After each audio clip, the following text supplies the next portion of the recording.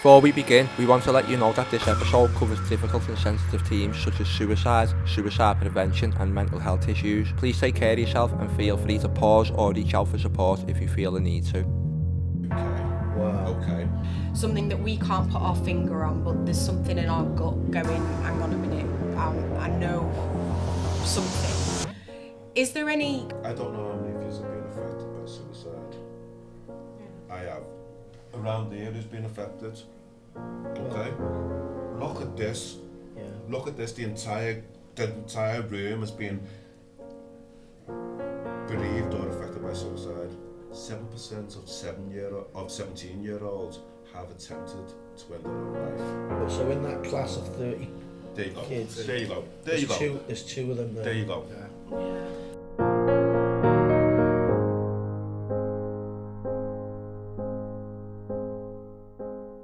From the heart of Bootle, films inside the Big Onion at Bootle Strand, the podcast about people, place and the stories shaping our community. Join your hosts, Vic, Lizzie and Tim as they sit down with local voices and inspiring guests. This is Big Onion Radio.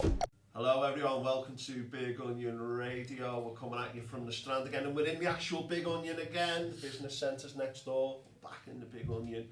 Sponsored and supported by the National Lottery. Please like and subscribe on YouTube and Spotify, and you can email us at radio@thebigonion.co.uk with any suggestions, any feedback, or if you want to come on. Speaking of getting great people on, you've got Tim and Yinka from the Hurt Locker on. Guys, how are you both doing? We're good. Very excited to be here, thank you. Good, brilliant, and we'll get into that in a moment. And I always check in with Lizzie and Chris. How are you both doing? Yeah, I'm pretty good. I wanted to sort of mention a very exciting thing for Southport that happened this weekend. Southport Football Club are through, and I have to read this because they're through to the FA Trophy semi-finals, which for such a small town, I think it's absolutely brilliant.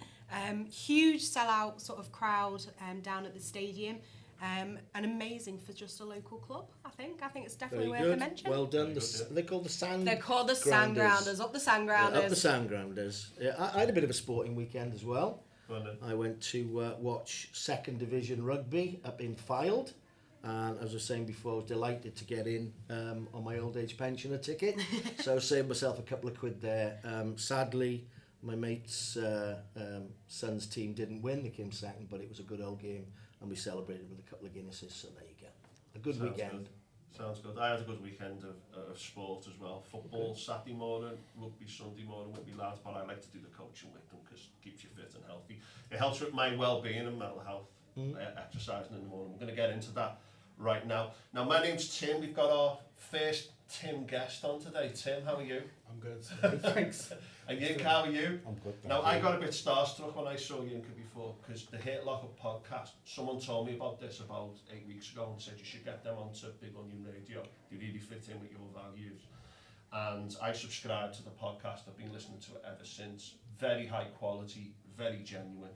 And I think you're getting a very important message out there about men's mental health, but also universal mental health for everyone, because us guys, we don't like to talk about things, do you? So do you want to tell us how you got started, or do you want to tell us a little bit about yourselves first and how you got started with the podcast? And I'll try to stop dropping this every 5 seconds. Yeah. Tim, do you want to start? Yes, I'm Tim. Really excited to be here and talk about what's been a passion of ours for like nearly 2 years. We launched in March 14th, I think it is, so it's going to be 2 years. But basically, we got started through a mutual friend. We were doing some recordings with kind of mental health, and I had Yinka on, and he kind of blew me away with the way he reflects on things, the language he uses, how open he is. And I made a beeline for him. We went to a 40th birthday. Shout out to Chris Bays if you're Chris Bays. It's his 40th. I had a Sorry, pint. Chris, I haven't seen you for a long time, but yeah. Got a pint and I made a beeline for Yinka because we did this amazing podcast on mental health, and I was like, do you want to do something together? I think, you know, your voice, the way you reflect on things, and it's like we came up with a bit of an idea, did a bit of a storyboard of different guests and things we can talk about, and I was like, I need to get this guy on, and kind of took it from there, didn't we? We had a few kind of Zoom meetings and stuff, and then we devised what is the Hurt Locker now, the podcast. Brilliant. Yeah. Good stuff. Yeah. Yinka? Tell us about your background as well. Okay, yeah. Tim approached me. Where were we? We were standing outside on Ardman Street anyway. We won't name the place anyway. And Tim said something about, do you fancy collaborating on something? And I was blown away, if I'm being honest. I haven't told him this before, you know, and I was blown away. I thought, why the hell would you want me? But anyway, and we set off, we spoke about a few things, and the name itself just was one of them, The Hurt Locker. And it was born out of, not the film itself, though that's a great film, it was born out of the way that men bottle their pain, ergo The Hurt Locker. It was really simple, it just rolled off the tongue and all of that. And so there was no additional discussions about that, was there? It just sounded right straight away. It was. And then we've come on to have like different guests on, different people on. One of them I'm going to give a shout out to Dr. Susie. Dr. Susie Bennett. Please check out, she does lots of research on why men die by suicide. And she had this metaphor where it's like a pain tank, it's very similar to the Hurt Locker. So you build these things up for experience, and it's always push it down. You get that warm feeling in your throat, push through, push it down. Those things build up. And unfortunately, we have a situation where, the suicide rate in the UK is over 7,000 people, and 3/4 of them are men. Yeah. So that's kind of like that's kind of part of the Hurt Locker, the thought of it. And when you come into the start of the episode, the doors are open. You talk to Yinka. The idea is to open the door on men's mental health.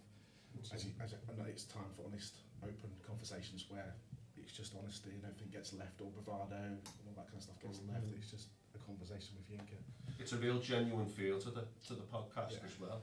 Do you want to tell us your background then? Because you've got a therapy background, haven't you? I am a therapist, I'm a therapist of years and all of that,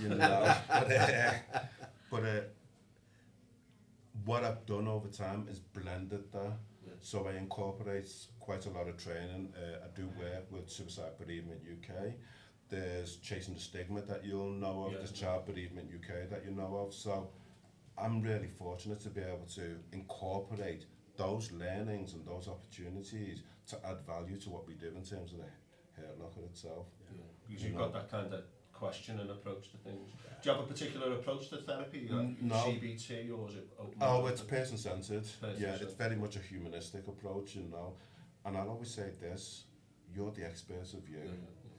What you do when you open the door with me is for me to enable me to walk alongside you. Yeah. But ideally it's about you being able to find the most appropriate path for you. Yeah. I can't tell you what's right for you, only you can do that. It's interesting the different approaches to therapy, and different people might find different things useful, but the person-centred thing, it's very much about saying, what are you bringing, what are the issues you want to work on, and let's look at those issues and let people come up with their own solutions. A well-known therapist once asked me a question, what's the purpose of therapy? And I was like that, looking for something cerebral to respond with.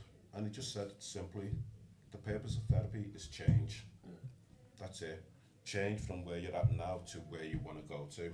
End of. It's simple as that. Is there then something, do you find that the people that have come to you then for sort of therapy maybe should have tapped into you a little bit sooner? Do you find that people are resistant to change early and kind of let it go to the final point where they can't cope anymore? And is there a way of sort of highlighting to people a little bit before where that stage is to tap into it first? It's weird. The way that you phrased that and asked that question, it's made me think about, I can respond this way, I can respond that way, I can respond the other way, It's like this. Sadly, I'm going to speak about the black community.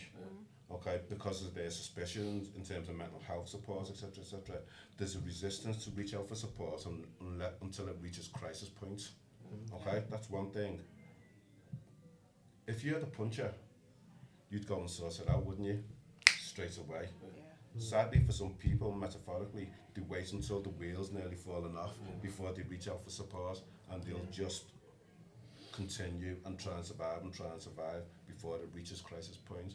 So in response to your question, it's about how inclusive those supports are, and how people, if they're going to access that support, how they feel that they'll feel welcomed and not be judged.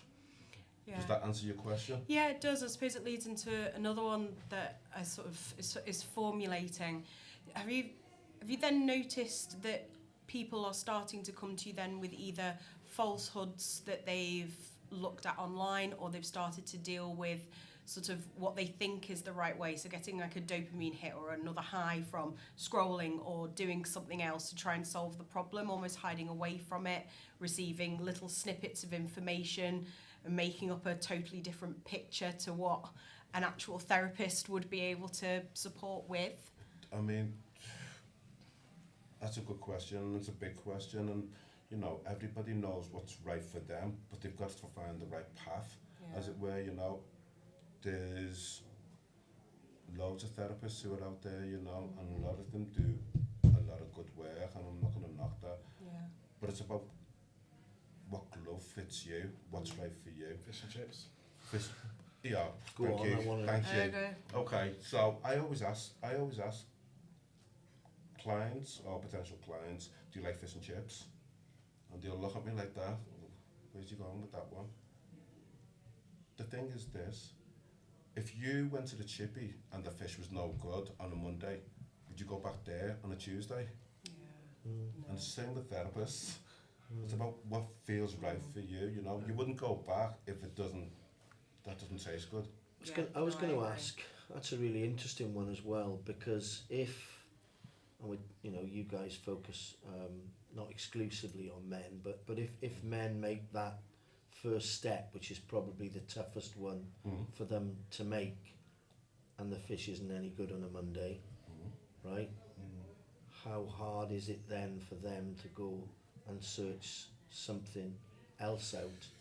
I bet you see that a lot, do you? Well, just from like editing, we're on our 82nd episode. It's coming out tomorrow. Massive plug. Wow. Wilson Milton, Yeah. massive Yeah. comedian. Please listen.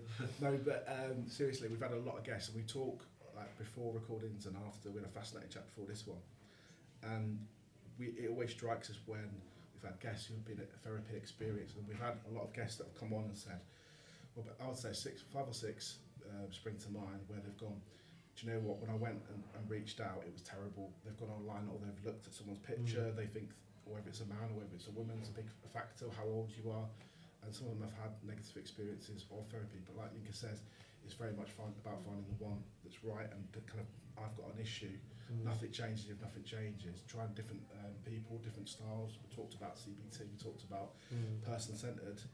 Just one of the things that have come up recently is we've had a lot of guests. We were talking before about like comedians and creative people. A lot of them are neurodivergent, ADHD. Myself, I'm ADHD as well. But CBT doesn't tend to work with people who are neurodivergent because of the style of it. So yeah, we have had men have come on and said, do you know what, I've made the plunge. I had an issue with my first couple of sessions, but it's about finding what works. It's interesting because, you know, I'm a man of a particular vintage. Okay. I like that vintage, Vintage, I like that yeah. vintage, Yeah. you know. That bus pass is getting used today. I'm telling you. No, and you know, I was with one of my university pals on the weekend, right? And there's about 8 of us all together that get together every year, right? We do something every year where we all come together, and then throughout the year, because we're all in different parts of the country, we'll meet up and we'll do something. And we, a couple of years ago, were really worried about one of the boys in the group. Lives down in the Midlands, and he just went really radio silent, right? And we kind of didn't know what to do, right? We didn't know how to react, and so you send him a message and this, that, and the other. And it was only when one of us picked, that was me, actually, I picked the phone up and said, mate, how are you doing? And he actually coughed. He went, I'm not doing so well, Chris, he said. I'm not doing so well. And literally, within 24 hours, we were in the car, we were down there, right? And we spent a couple of days with him, right? But we didn't know how to, first of all, broach the subject, and then you don't know if by turning up, is that putting pressure on him? Is it? But it was in the end, and we've really strongly reconnected now. So it's not once a year; it's regularly now we're seeing. But that process was really tough to know what to do. I'm going to tell you a story quickly, if that's okay. Yeah. But I want to ask you a question. Another client a few years ago came to see me. Cool. Okay. I was going to see that client the following week. They didn't turn up. About a month later, turned up. And I asked, what's going on? How come I hadn't seen you? And he said he'd lost his friend to suicide. But that wasn't the issue for me. The issue for me was this. His friend had gone round to 5 of his closest mates. He was having relationship issues. And every single one of them said, get your head down, lad, get your head down, lad. 5 times he did that over the weekend.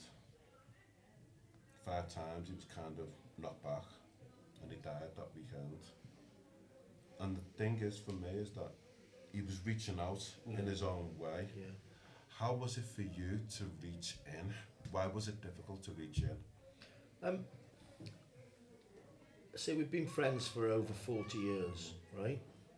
And I suppose, I don't know whether we over-analysed the situation. We didn't want to cause any more, we didn't know the story, didn't know what was going on with him or his family or this, that and the other. So picking the phone up and asking that question, wasn't overly comfortable. Because we say to each other on the phone all the time, you all right? And the response back is, yeah, I'm sound, I'm fine, right? But something was telling us, and so you say we got in the car. And I think there was a massive sense of relief when we all got together, 3 of us got together, right? And we went and had a pint and we sat by a river and ate gammon and chips, I think it was, right? And it just felt good, and you could see it just felt really good to be together. And he opened up, he told us, what was going on and whatnot. And yeah, I kind of think that was a tipping point for us as a group as well, right? Because all of us now are tuned into that fact that, that sometimes some of us are not okay. Absolutely. Sorry, Tim, can I just ask this? Would you say that you as a small group saved his life? Gosh, make me emotional. Because I love him, he's a great guy. Okay, but would you say that you saved his life? I mean, mate, it played a part, yeah. I would say tick 100%. Yeah. Do you know what? There's a generational thing. I look at my parents' generation. A lot of people find it very hard to talk about emotions. We're talking about universal themes here, not just to do with men's health. But do you think that there's a generational change now? In schools, we learn about mental health now. Do you think things are improving, that things are better? Because when I was young, I felt like mental health, oh God, those people need to be locked up, all this stuff. And then, as I went into the noughties, I realised I learned things going on my own journey. Do you think that things have improved in terms of people willing to discuss and to be open about things? Generally, yeah. I think, I don't know, I'm 40. I think from my awareness of when mental health was a thing or being talked about was around sort of 10 years ago. Yeah. That's what it feels like. It's always been there, everyone has a mental health. But I think it's what we're trying to do, and loads of other things that people are trying to do is try and normalise things. Yeah. And it's been able to talk about real experiences that you go through, like looking out for your friend. One of the things I was going to do is anyone listening to your story, I've been there, you're on the phone, you're worried about someone, your thumb's literally hovering over that send button, or you might have the phone or whatever. Just go back to yourself when you might have thought, do you know what, I'm not going to send that, or I feel nervous about doing it, it's clunky. You're glad you've done it now. Yeah. Go back to how you felt then. Always. We kind of lanced that boil. Yeah. So we can talk now, as a gang of 60-year-old blokes. We don't sort of, we hug like, we call it clutch, right? We do it all the while, right? Because, we met when we were 18, for goodness sake, right? Yeah. From all different walks of life, different backgrounds, we've had different paths that we've all followed. So it's out in the open now. We've found that it's not a barrier. Did you not? Sorry. No, you're fine. I'm going to be saying sorry off. No, don't. You have to say sorry. We can edit that out. But the point that you just made is, did you know that you were in a high-risk category group? 45 to 59 are the highest proportion of men who die by suicide. Yes. And what's the reasoning behind that, do you think? You tell me. Is it so? Go back to your question. It's like a generational thing. Whether we're looking at kind of Generation X, Boomers as well. I'm a millennial. You're conditioned, even as a young boy. The way we treat like a toddler who's male or a female is completely different. If you fall over and hurt your knee, and then go back to physical things, you're told to cry. And that goes through into school, and that goes into when you're a teenager and you're more self-aware, and you go into school, you feel like you have to toughen up, you feel like you have to hold things in, get that warm feeling we talked about in your throat and stuff, and you have to kind of push through because people, you don't find your authentic self. It's something you talk about a lot, isn't it, Yinka, with guests, that authentic self. You feel like you have to put a guard up. Do you know, I grew up in a rugby changing room pretty much, right? From being a, you know, and I know Dan's the same now, Dan who's our marketing guru in the background there, you know, but from my teenage years, you know, through several decades, it was very laddish, right? Very boisterous, and there wasn't room for any of that. It was like, you know, as you said before, Yinka, you know, come on, get over yourself kind of thing, right? There's probably lads in you know, I'm going to say one more thing, and I know Lizzie wants to say something. A mate of mine's a writer, okay? A writer, and when we got together for his first book launch, one of the lads who was doing the photography, we were chatting about school, right? And you know, what a great time we had. And one of the Gareth, his name was, right? Gareth went, I bloody hated school. I bloody hated it, he said. I just felt, and he had a slight disability, he had a problem with his foot, right? And we started unpacking that, you know, and at this point we're lads in our probably probably late 40s, early 50s. We had no idea. We'd gone through 40 years knowing that, you know, we went to school with him when he was 6, right? All the way through, and I felt really guilty that I hadn't, you know, he was part of the gang. Yeah. He was part of our gang, and we never saw any problem. And he went, yeah, I hated school. I really struggled with it because of this, and this. Gosh, we missed it. Mad. Lizzie, do you want to speak? No, my brain is exploding with so many different Yeah, questions mine and too. lots of things that I Welcome want to to our world. Yeah, and I'm just trying to, I don't know, hone in on something that will be really useful, because I want people that do listen to this to then be able to take not only our stories away from it, but actually some really useful information. So as for any women that are listening that have got men in their lives, whether it's sons, husbands, brothers, fathers, if we are thinking that something's not right, there's been a shift, a change, something that we can't put our finger on, but there's something in our gut going, hang on a minute, I know something. Is there any, because there's 4 of you here, and each one of you, I'm sure, will have a completely different answer, as you were saying before, it's per person. But how can we broach that subject? Because I know that if, you know, for some men hitting it directly, they'll just, walls up. For a lot of men, as you said before, and I hope I'm not putting words in your mouth, but you're brought up in a specific way to hold a specific sector of society or a specific role within the family unit that you may have created. How do we get in? It's great that you've got, like, you've had friendships there from years, but some don't have that. Some, you know, they are in a family unit. How do we get in without making the situation worse or coming across as a bit of a, like, hate it? Sorry, women. How do we stop being a nag? How do we help? So glad you've said that. Well, no, that I can relate. I just want to know how do we help? Can I? Yeah, you go, please. I would say, first and foremost, that women are on the front line already, automatically. They spot the signs, and they're there to intervene at the first stop.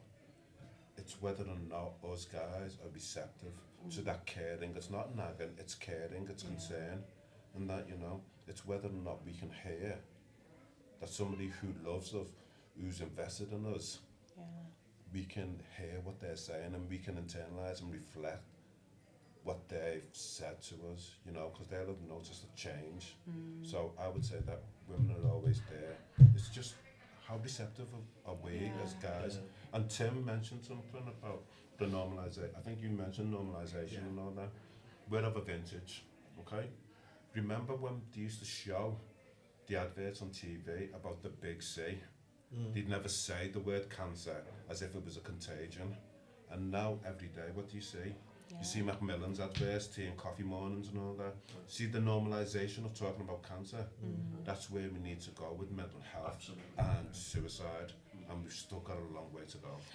So target sort of head on and just be direct with it. I wrote an article for your Southport Journey magazine about family, friends and connection.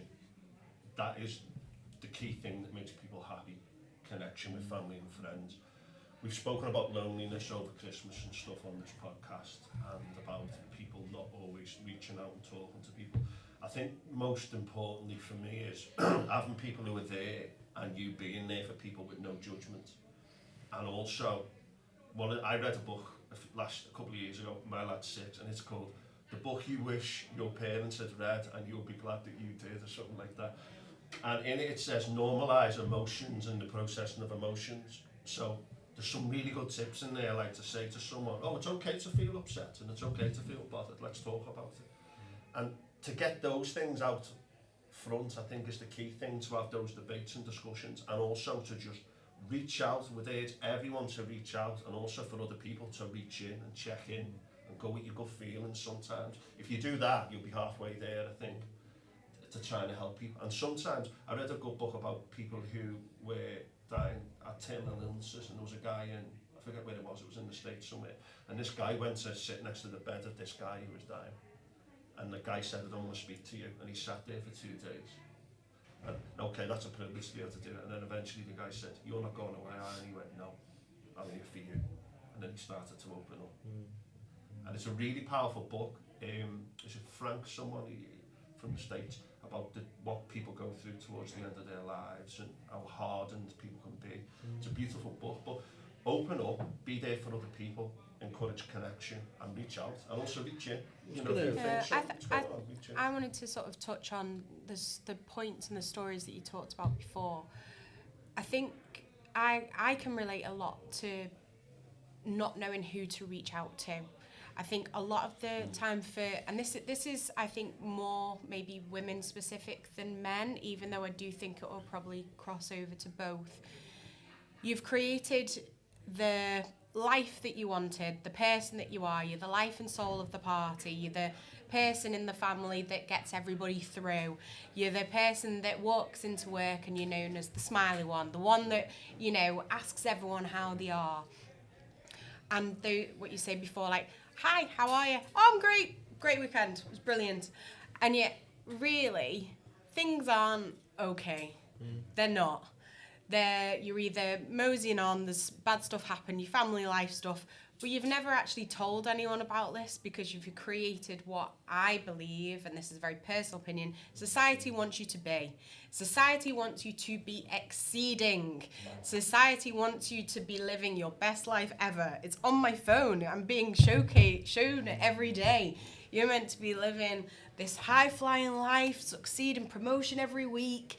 And when that's not your reality, how do you then, and it's just an open question, I don't know whether there's an actual answer, how do you then showcase that you're not the happy person, that those building blocks that you've cemented, you've put in, how do you then let people in? How do you then start to go to people, actually, it was a terrible weekend, or I spent most of it on my own, and for a lot of us, I was a single entity in COVID.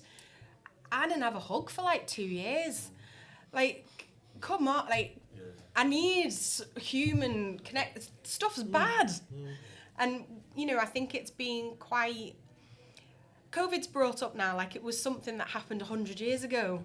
It isn't. It is still so with us and so embedded with us.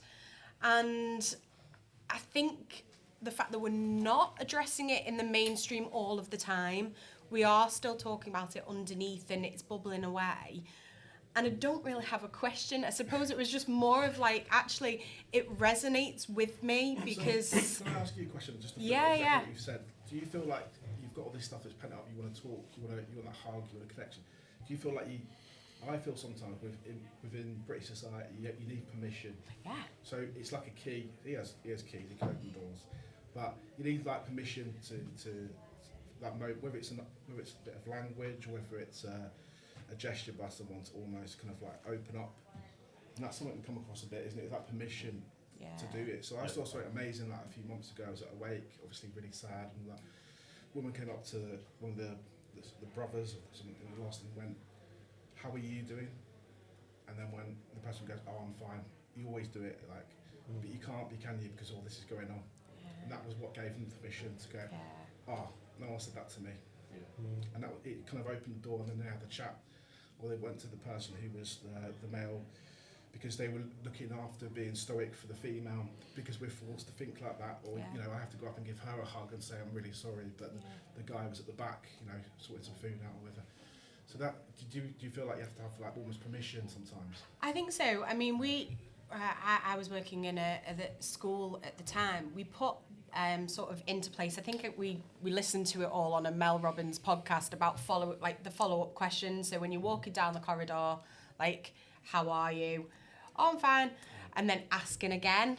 And so it was an actual, no, I've got 5 minutes. I'm genuinely interested. And like you said before, there is only so receptive that people can be to that. You know, if people just want to come back with, no, actually, I had a really nice weekend. That's as far as my skill set will sort of take me. Just did that with maybe something. I said something on the group which seemed worse than it was. And you said, "You're okay, Tim?" And I said, "Yeah, fine." And you went, "Are you sure?" And it's just that sometimes which just lets someone know, "Oh, well, that person's thinking of me." So a work colleague did that to me a few years ago, and I appreciated it. I was okay, but I really appreciate it. We're going to go to a short break in a moment, but... I was going to say one other thing. You know, we're in the big onion, right? And a big part of what we want to do here is help people connect. We mentioned loneliness before, and we've talked about the stats of, you know, single person households, and how that number now is you know, I think it's something like 1 in 9 or 1 in 10 households are single person households, right? You know, through the other side of the door you can hear all the chattering going on. It's just people coming together simply. I know it's not the answer to everything, but by bringing people together in a nice space where they feel comfortable and whatnot, we've seen relationships grow. I think the problem with men, I think on times, Cameron, don't overgeneralise, is we finish playing sport, right, or we finish work, and this might answer what, you know, some of that older age group, you know, they fall out of those circles and they lose those connections, right? And so I know for me, as a 60-year-old bloke, right, my missus keeps me going. She keeps me doing lots and lots of different things, but she also encouraged me to go and see my mates, go and do, not that I'm, you know, resisting that, but to keep those connections going and have more honest conversations. I was going to say one other thing. Can we maybe chat about, do we over focus on sometimes as well in this I'm seeing Yinka looking at me going, here we are, right? Are we sometimes pouring too much attention on, and maybe we could chat about the other side of it after the break, maybe. Yeah, I think we are going to a break, but what you said before, if your finger's hovering over that text message whilst we're going to a break, send it now. And just link in with someone, because I am. That's a nice bit. Well So, done. thanks. Yeah, I like that. We'll be back in a second.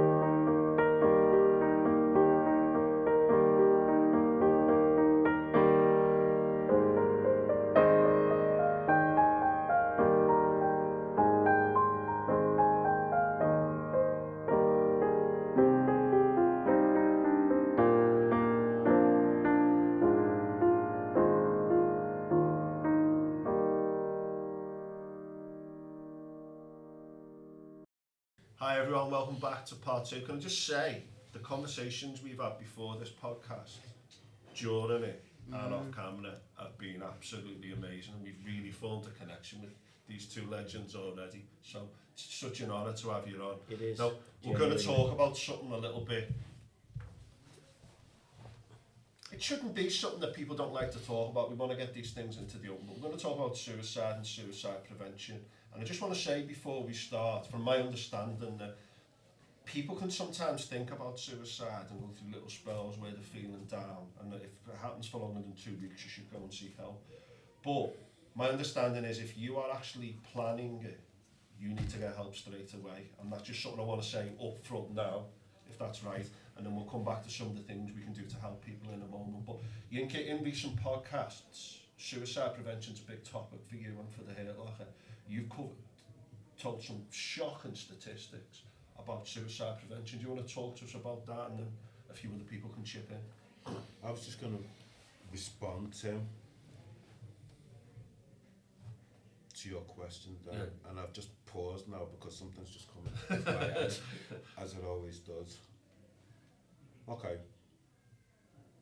we're in Sefton, we're in Liverpool, we're in Merseyside. So most of your listeners, hopefully you've got some transatlantic ones or European ones, but most of your listeners are from the Merseyside region. Yeah. So they'll know about St George's Hall. Okay? Yeah. They'll know about St George's Hall.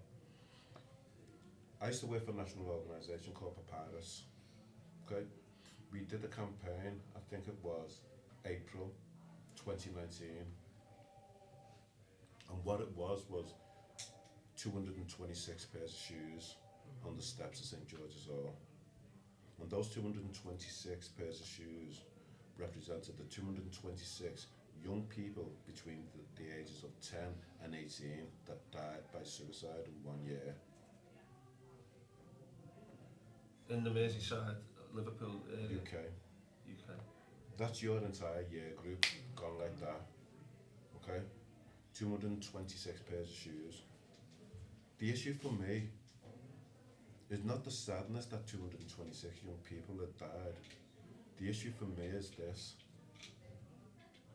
If 226 football supporters, fans had died after going to a match, there'd be a governmental inquiry. And yet, more than 200 plus school children between the ages of 10 and 18 die every year. And we don't hear a dicky bear about it. Wow. Come on. It's incredible. Really? Really? It's disgusting. Why do you think that is, Yinka? Oh my gosh. I still think there is a taboo about it, isn't there? There's a Still, massive and that's what taboo we're about telling it. And the thing is, look, I'm not being political, I'm not being a maverick and all of that. And I'm like an elephant, I can give you stats and figures and all of that. But you know what? The amount of money that we throw at mental health, the amount of money that we throw at suicide prevention, etc., it's nothing in the grand scheme of things. It's nothing whatsoever.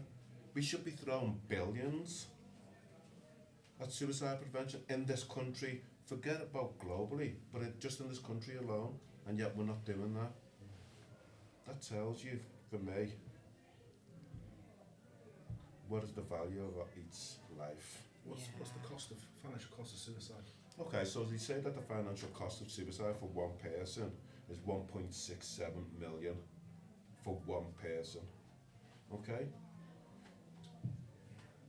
Multiply that by, according to the most recent figures, parliamentary figures, 7,147 people died by suicide. In Okay. 2025, is it? 2024, yeah. 2024. Yeah, 7,147. That's an increase of 1.26% from the previous stats. Can You I do ask, your maths on Yinka, that? that number, that 1.6 million pounds, 6-7, yeah. how's that arrived at? That was coming from when we asked the government, His Majesty's government, they Okay.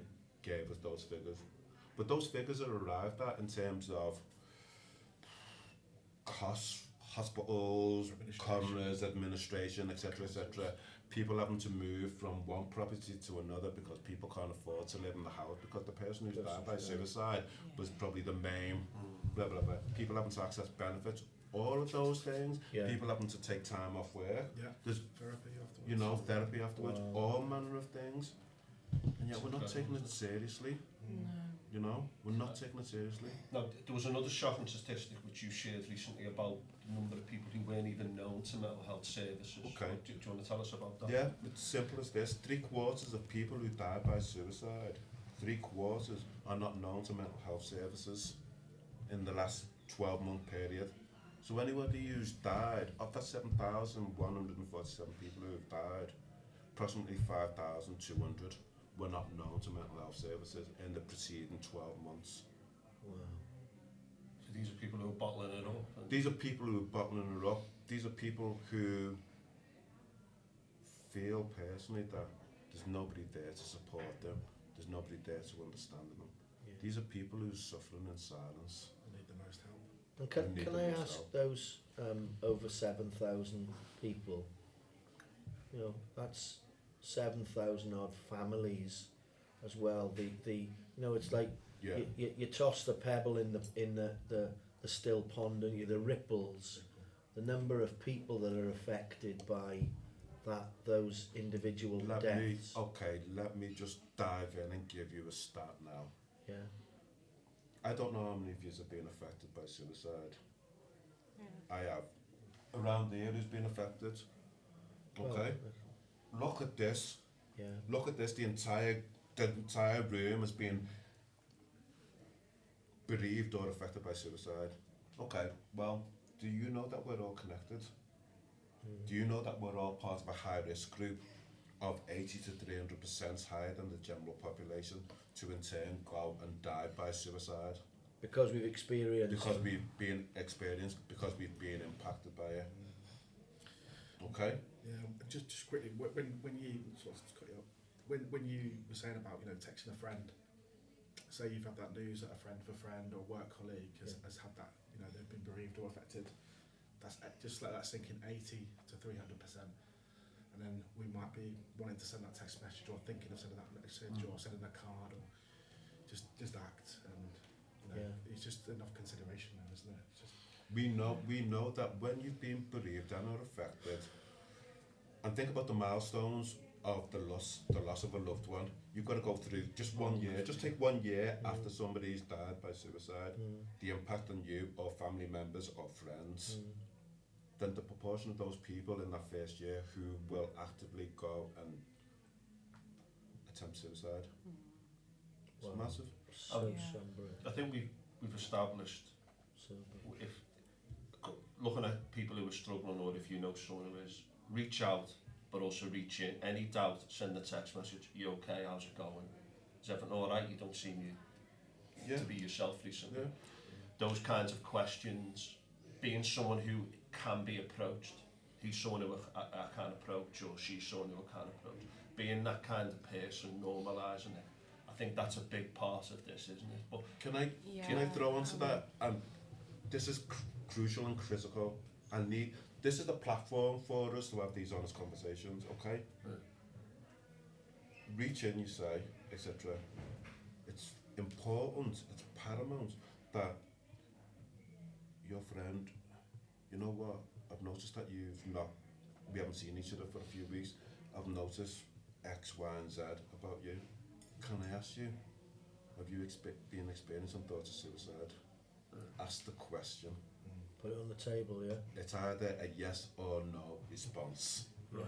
But by asking the question, you're already automatically telling people that, wow, Tim's a safe person to talk to about my mental health. Okay. Even if your friend said, stop it, lad, I'm not thinking about that. You might think a day or two later, you know what? Tim's a good guy, I can go and talk to you about it.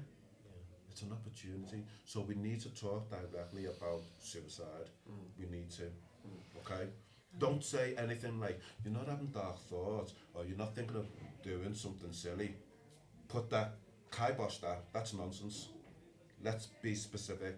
So we're on the same page. We're talking about suicide. Suicide is our focus. It's yes or no. Okay. And if it is a yes, my approach is, thank you for sharing that with me. That That's must have been massive. really difficult, but I'm grateful that you've done that. What can we do next? Brilliant, that's a massive. Yeah, I mean, people can talk about therapy as an ultimate things you do after that, but that first thing, that's massive. Lizzie, sorry. Yeah, I'm just going to touch on, because we talked about it a little bit in the break, and it's very much to follow on from that. It's great when someone reaches in and but ultimately, as we spoke about, it's you. You are one. You may be very fortunate in this world to have friends to reach in. A lot of people that are reaching these points are because they feel completely isolated and alone and don't have anybody to reach out to. So it's also having that focus of, am I having suicidal thoughts? Am I going to do something about this? Do I want to change? And I think that was a really, I wanted to say that out loud because we said this, we touched on it a bit in the break, and I feel like that was a real important message that I think a lot of people need to hear. We had a recent guest on, and we were talking about, he had ADHD as well. He's quite a well-known entertainer, but he was talking about the normality of having intrusive thoughts. He has a lot of intrusive thoughts, so things popping into your head. I was just like listening to the conversation in the background with Yinka, this guy Robin, and he was talking about really everyday things. He travels on the train all the time. He's in the tube in London, and it was just things pop into your head, and it's normal for that to happen, like a train whizzing past, and your brain says, it pops in, but people feel instantly shame or oh my god. But people have those intrusive thoughts daily, on a daily basis, 100%. all the time, and that was something that always stayed with me, because you associate certain things that you might get up to with life and death and mortality, and it's a normal thing every day for people to have them. Well, that's normalising the discussion, 100%. because the anxiety response we get from that keeps you away from the edge. It's almost like an evolutionary trait, but it can go too far, and then it's no longer a help. We had an incident about 3 years ago here in the Big Onion, which has just come back to me now, where a local guy who's in and out of here regularly still brought us his suicide note. He came in, and it's somebody somebody's ringing Merseyside Expanding Horizons. There we go. There we go. That was someone calling for help, and Brian next door's going to Brian's take picked it up. No, we had a gentleman come in probably about 3 years ago when we were downstairs in the original Big Onion space, and he brought a handwritten note in, and that was his goodbye, his suicide note, and it was, God, I can remember, getting involved in sitting with him then and talking and whatnot, and it literally, it was a lot to do with loneliness, right? And it was a cry for help. He felt he didn't have anywhere else to go, and he's a gentleman probably in his mid to late 50s, okay, had a disability, right, and had some real challenges in his just every day. It came out, right, and we sat with him, and I have to say that we called the ambulance service, but they said, we need to get the police there as well. The two coppers who turned up were great, I have to say, right? There'd been some training there, clearly, right? They knew, again, they didn't have this sort of attitude that sometimes the police can have when you're doing 34 in a 30, right? They were really sort of, on side kind of thing. And then the ambulance guys turned up. And he still comes here today now. It's not spoken about anymore, and I don't know whether that's such a good thing, but he came through it, and he came back, to the space that he delivered that note to, and we see him now regularly, and he's getting on with life. Sorry, Yinka. Yeah. The points I was going to make, and you probably haven't looked at it from this perspective, but consider this. This was a person who wanted to die, and they came to the safest place that they knew. Right. Not thought about that. I know you hadn't, I just seen your response then. Connections. It was the safest place for them to say help. Oh yeah. Not thought a bit like that before. No. When I used to work on the helplines, I don't mind saying this, when I used to work on the helpline, people, we'd ask the question, are you calling our organisation because you're experiencing thoughts of suicide? Invariably they'd say yes. But we knew, just by virtue of the fact that they were calling, there was an uncertainty there. Okay. And you could work with that.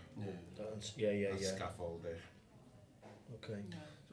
We've spoken about reaching out and reaching in and having the self-knowledge to be able to reach out. I do journaling, and I've studied mentoring and coaching for my masters. I've also had therapy in the past, and I feel I can notice things now and get it out there more so than I could in the past. But we'll put in notes about Samaritans. You can phone Samaritans 24/7. You can phone 999 and speak to a crisis team. Failing that, if you are planning it, you need to speak to someone. It can be anyone. It can be reaching out. I remember when I was a young lad and I went to match and my uncle lost me, and I was walking down the street, I was really little, and I just went up to some lady and said, excuse me, I'm lost. And she said, oh, okay, come over here then, and started, this was before phones and all that, and eventually my uncle found me. And it's that kind of basic principle. Speak to anyone. Do you reckon that you can see people walking down the street now and go, wait there, mate, are you all right? No, look at the way people are behaving in the street and stuff. Yeah. And it's all about normalising this and getting it out there, isn't it? It's important. But speak to anyone.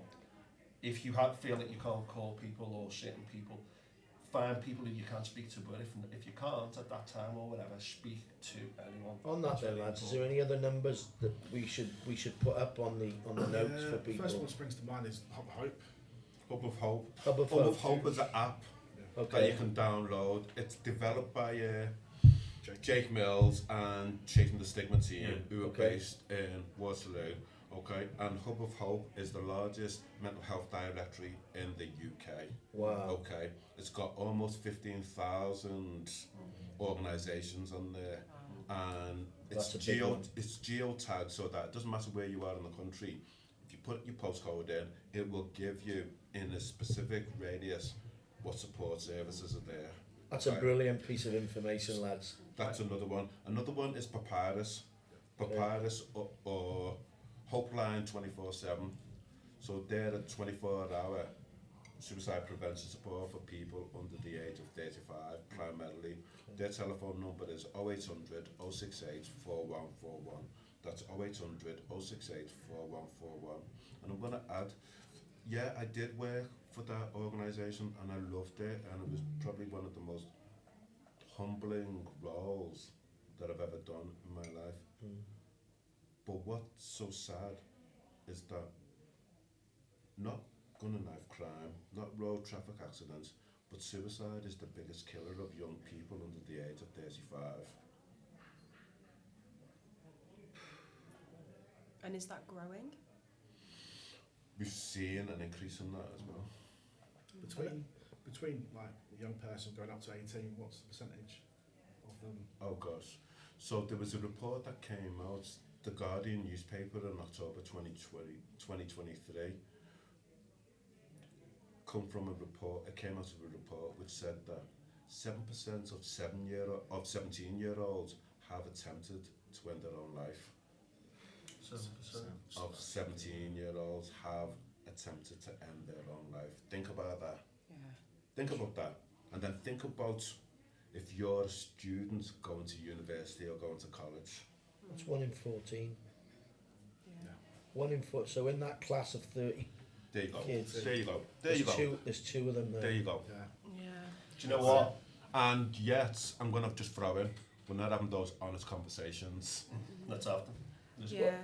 I mean, that is just a very sobering number. I feel like a lot of what we've chatted about today will make people really go away and think.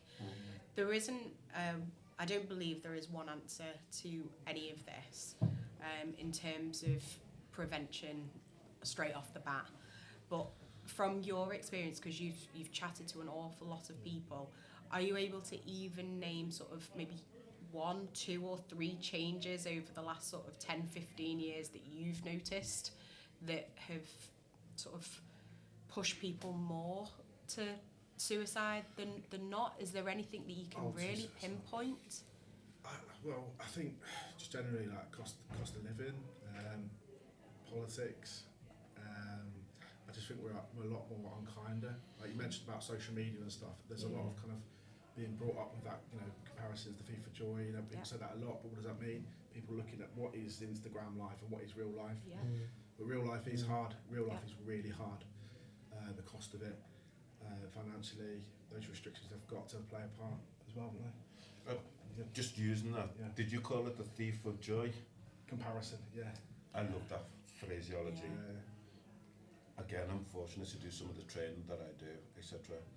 But and a lot of the work that I've been doing, delivering training-wise, post-vention, people bereaved and are affected by suicide, has been up in the northeast.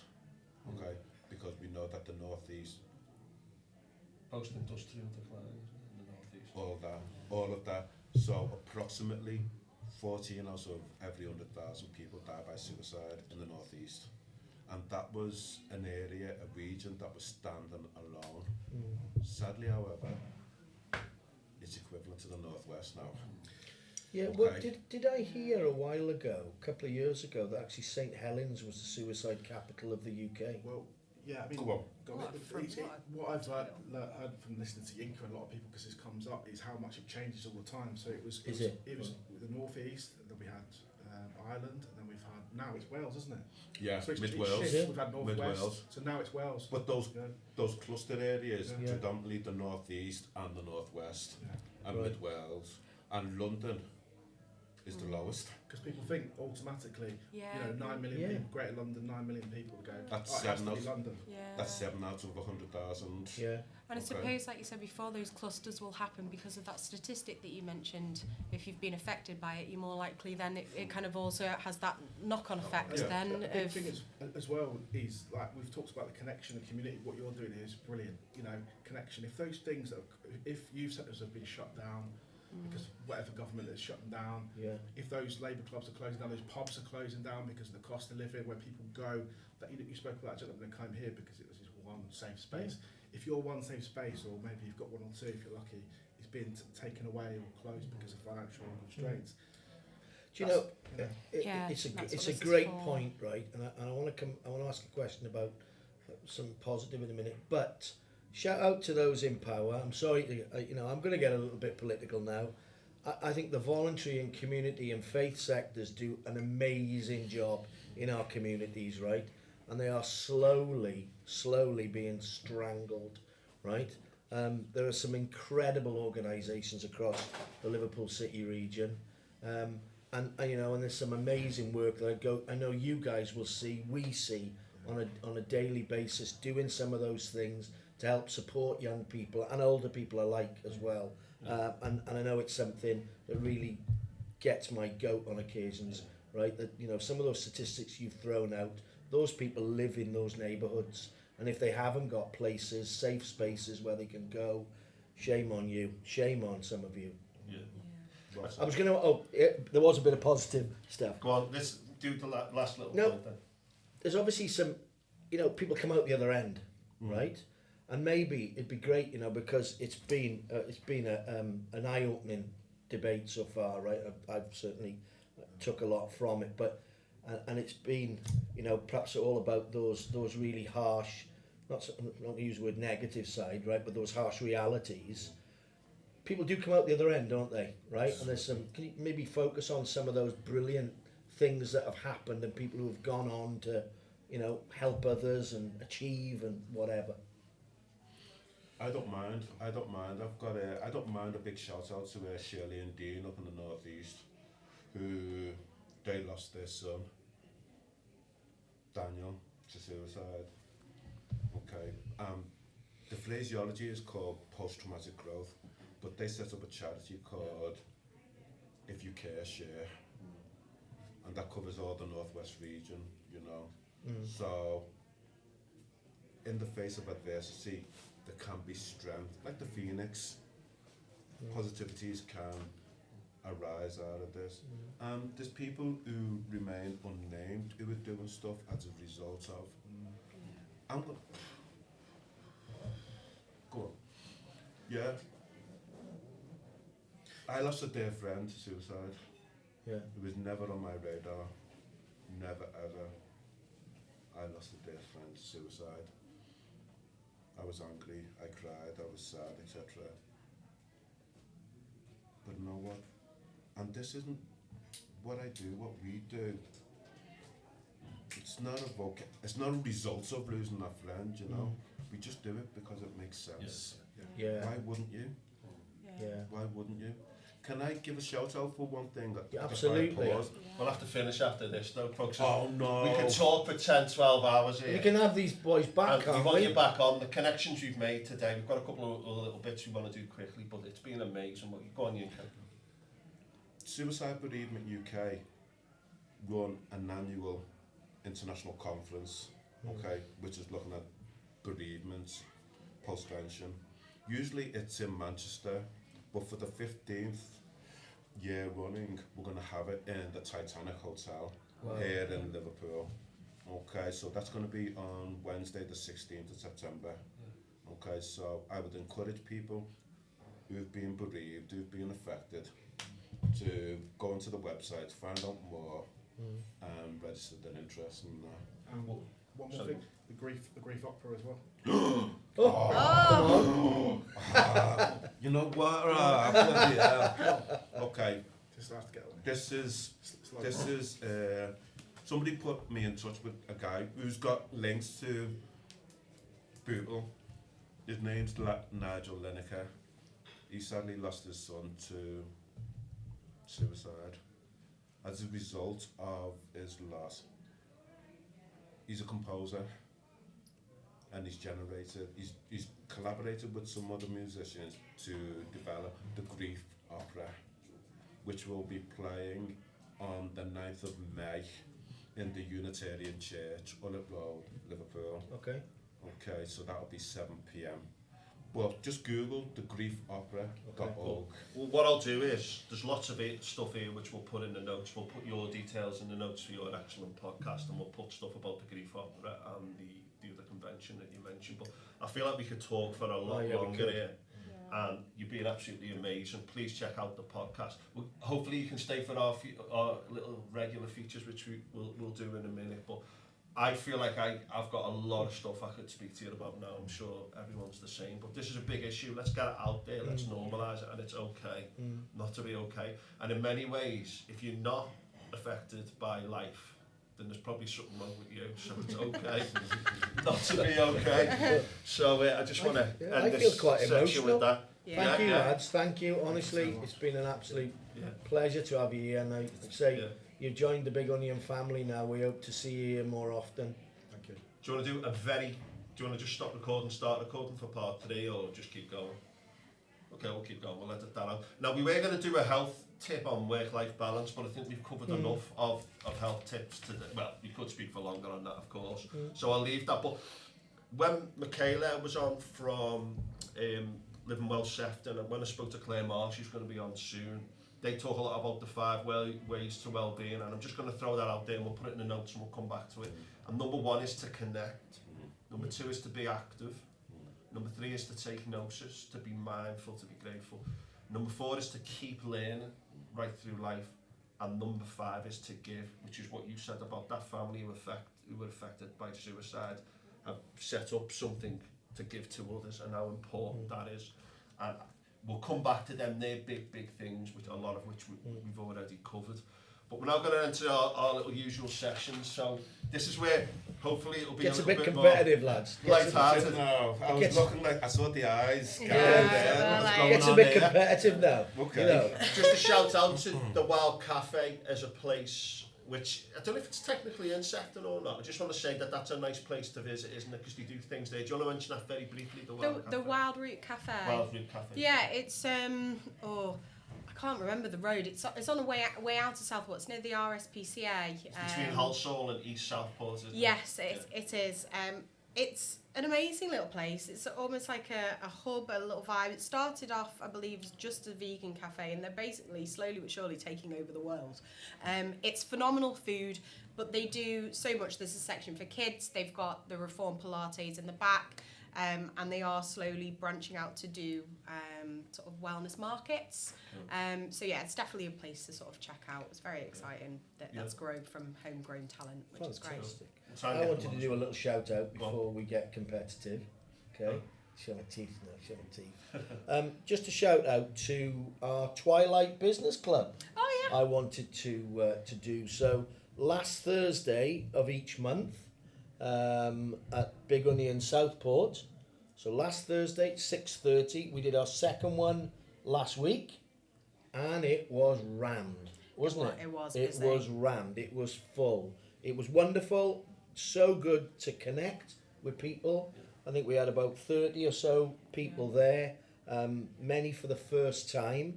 So if you are just starting out, whether you're thinking of it or you've just started it, please reach out to our Twilight Business Club. Details in the notes, I'm sure we can do, on the last Thursday of each month in Southport, at Big Onion Southport. Yeah, it was. It was really, really good. And just to reiterate that there was a lot of new people there. There was. And their ideas aren't fully formed. And so you don't have to be a fully fledged business signed with Companies House or whatever to attend. It really is, if you're wanting to sort of take your business to the next step, it'd be a really good And isn't it place to wonderful form. to spend good time with good people like we have Yeah. today? Yep. I mean, It's really nice. we're going to leave this session later. I'm going to be buzzing all day. I know you spoke Yeah, about that after the yeah. first one. Right, famous Seftonians. Roy Evans is from just Roy down Evans? there, former Liverpool FC manager. The boot room? Yeah, Boot there you room. go. He was And one of the boot room boys, wasn't he? he was. And then the Olympic heptathlete Katarina Johnson-Thompson is from she? Sefton. Is she? I didn't know She that. is. And I didn't know this one, but you've been to Hartley's village, haven't you, boys, Dan and Carl? But Christiana Hartley was a social activist, philanthropist, and the first woman mayor of Southport, which I didn't know. She was instrumental in developing local welfare rights. So hats off to Christiana She made Hartley. damn good jam as well. She did indeed. And if you know any famous Seftonians, some can be quite obscure and they're not always on the internet, etc. Please do email us at, can you remember it? No, I have. radio@thebigonion.co.uk. I will learn that one day.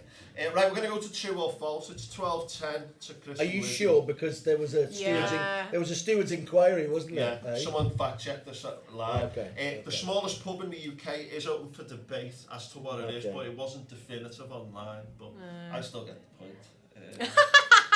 So this is true and false. You can I chip don't in, think boys. that's how This it is just for the works. laugh. But anyway. Okay, so Southport, this is all true. It brings over 550 million to the economy each year, the visitors that come to Southport, and it generates nearly 7,000 jobs related to tourism alone. But is it true that Southport has 12 million visitors? It's false. A year? It's false because I know the number. Well, what is it? It's about 9 million. Cheated. Who told him, Carl? You told No, him. no, he didn't, because I had this debate with somebody very recently about bed nights and how many people stay overnight who come to visit Southport, and the number's about 12% of those visitors, which I thought was a really good number. I thought it was a high. really good number, but they were a little bit disappointed, thinking it was a bit low. So I knew that one. 1310. There you go. 9 million? No, that's good numbers. That Phenomenal. is phenomenal Yeah. numbers. Phenomenal. And, it'd be interesting to come back to that in a year's time to see how the Southport Elegantly Eccentric has either, well, everyone's hoping those numbers are going to go all the way up. Because we've got extras, we've got Lightport, you've got Crystal Palace on in April, isn't it? Yep. After that you've got, is it Big Top? And then you've got the summer programme, which exists anyway. Food festivals. The golf. British Open. Yeah, that's huge. We'll What be else there. have we got? Flower show. And then you're going into sort of the September where there is a reading festival. So there's a all lot good. of extra stuff. Victoria Park always has great stuff on They as do. well. They've got a programme all to themselves. So check And that out on their shout website. out to our Sefton Business Club partners from up in Sefton. There's lots of them. Yeah, our there's tons our of them. businesses and our social enterprises who are active there. In fact, shout out to those businesses across the borough in our Big Onion Sefton Business Club family. Okay, here's another Southport one. True or false? 4.5 million litres of water are pumped through Southport Splash World Water Park every hour to service the high-speed slides and the rapids ride. So that's 4.5 million litres of Well, water. I have no idea. I can't even litres, tons, millilitres. I don't know. I never taught come science. through. Do you know a litre jug? 4.5 million of them. Oh gosh. Every what? Hour. Every hour. True. False. False. It's got to be I'm longer. going to go Is true. it? Are you going true, Tim? Yeah, I'm going to go true. Let's go with Lizzie. I mean, I'm a There's a 50-50 shout from the splitter and back. it's not going to affect my day. So, true. Well, if you know, down the slide like this. Yeah. What do you reckon? We're going with the room then, are we? We're going with the room. I don't fully understand the question, so true. Yeah, it is true. Yeah. Get in, 4.5 14. Well done, million Tim. litres. Well done, Tim. 4.5 million. Felt right. Thank you very There you much. go. Yeah. And true or false, there are more than 2,000 species of flora and fauna along the Sefton coast, including 70% of the UK's natterjack toad population. Is that true or It's false? random as that, isn't Yeah, it? that's So so 2,000 so random. species and 70% of the UK's natterjack road population. I mean, We've had 2 trues. I'm just going on No, like... we've had a false. a true. Oh, did we have a True. false or true? Oh gosh, it's heads or tails then, isn't it? I Tim, what do you reckon? don't know us as the Yinka, come on, Natterjack Jack. We need that. We What need did you that say the 15. coastline was? 22 Sefton? miles. 22 miles. It's like something you'd read it before. Yeah, but I think that's false though, because Yeah. because that's only 22 miles of the coastline of, Yeah, of the UK, of the which UK. is And you're saying 70%. 70%. of the species of natterjack toads, is it? 70% of the UK natterjack toad population. Of the UK. Oh, See? no, yeah. I'd say it's through. We're going. I think Yinka and I are going false, aren't we? I think we are, but then, oh God, I need to this is- lose. Look at the It's- face, poker yeah. face. I Look need at it. to lose, though. Do you know when I play know is poker? that When I play poker with mates, some really seasoned campaigners have said, I've got a really good poker face. Yeah. Yeah. that You doesn't can't help mess me us up. in this False. scenario. All I do know is that there is a running shop on East Bank Street called Natterjacks, and that's my only reference running point. That's a runner. Yeah, it's a running shot. It's not a toad. Yeah. Absolutely. So I Absolutely. would say it's true. Okay, Yeah. I'm going false. with the youngster in the corner. I'm going with true. Oh, we're going with false. Oh gosh. Oh, we've got a Should we dilemma. have a vote who thinks it's false? One, Oh, no. 2, No, I We're was going true. false. Oh, I'm going Three. false. are you true or... I'm gonna Sorry, go true. false. Anthony for true. Don't know if it's true. Me. Oh, You're going with true. Just feels. You just have to go with the majority. It's false. Oh! Don't say anything, Chris. Yeah. No, but Just listen, leave it in the your room. first deduction was right because it's 40%. So I went really high thinking you might smell a rat and think it's false. So I wanted to give you a Oh. Or chance. smell a What did you natterjack say? toad. Critical thinking? Yeah, but it's only 1,000 species instead of 2,000, which I think is really disappointing. But if you're going to get 4.5 million litres an hour, you know, you can't have everything, can you? So that's 1411, and that's just for fun. And I just want to say as well, I don't think it was very fun, Tim, if I'm honest. do you know what Chinese doctors say to people who are depressed? You know, the first thing they say to them is, apparently, is, when was the last time you laughed? And some of the most important things we need in life are completely free. Having a laugh with friends and family, you know what I mean? Let me add to that. Go on. A Mars a day helps you work, rest and play. Well, funnily enough, Brian had a pack of 4 Mars bars for his lunch today. Did you see that, Carl, this morning? Which Oh, is, Brian. really healthy. Did he? But do you remember when we were kids, we thought Mars bars were healthy? You know what I mean? What And they then- wear? Yeah. And a pint of milk, man, all Yeah. sorted. Hang on a minute as well, right? None of this fun size nonsense either. When a Mars bar God, was a proper Mars bar, Mars bar. eh? Is it like Come on, Yeah, there's it only was proper. people of a certain vintage know that again. But When a I'm Mars not, bar look, was a right. Mars bar. Think about how our lives changed. When was the last time we had 8 hours of work, 8 hours of rest, and 8 hours of play? Oh, yeah. 8 hours sleep. I must admit, I'm Yes. getting better with the sleep. Wow. Oh, don't I'm stop. getting better with the sleep. My sleeping has got worse. There's an article I'll Magnesium. send you about Is that. it? Magnesium. Yeah. Yeah, magnesium does knock you out. So Does knock right. you out, yeah. Apparently, if you don't want to take a magnesium supplement, I don't know how true this is, saw it on TikTok. Oh, must be true. Couple of kiwis before bed. Couple of Yeah, Do you so mean people it's from not New an Zealand? it's not an unhealthy. It wasn't an unhealthy That's a- thing. That's a Do you mean whole- people that's from a New Zealand whole- or Stop the digging. food? No, Stop don't digging. no. Stop digging. Moving on. The My mate's from green New Zealand. fruit. My mate's from New Zealand. The green. Right, okay, we better move on. Listen, just want to say, Yeah. that was so profound but so good at the same time. And let's get this stuff out in the open. Keep up the good work. Yeah, thanks, I lads. genuinely listen to your podcast. It's brilliant. Thank you.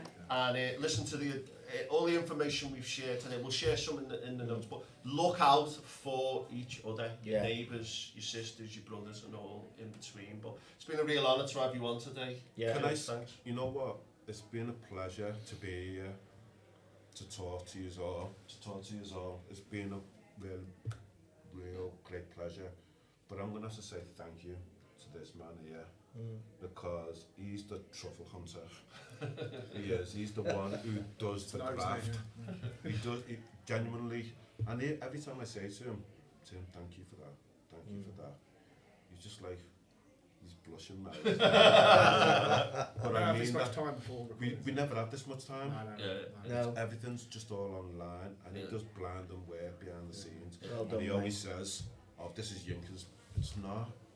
It's collaboration. Yeah, Well, that's good. The collaboration, it's really noticed though, I think. Well, anything we can do here to help and support in the future, lads. Because We're going to have a talk anyway. Don't Blow worry us about it. away. We're coming back. if you need a Sefton base, you've only got to say there's always a corner here for you, lads. Definitely. Definitely. Been a pleasure. And again, thanks to the lottery, thanks to the Big Onion Merseyside Expanding Horizons. I just want to say, in relation to teamwork, what Dan does behind the scenes, what this man behind the camera, Carl, does, really is appreciated. Yeah. And he gets on with it. And also the co-host, we're always better when we work together, aren't we, folks? So look out for each other. Suicide awareness is not just for people who've been directly affected by suicide. It's for everyone. So let's look out for each other.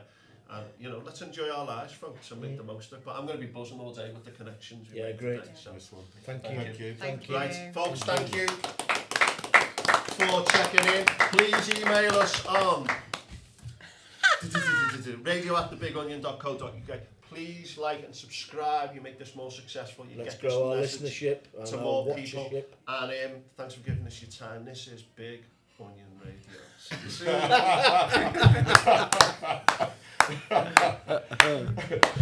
Oh, brilliant.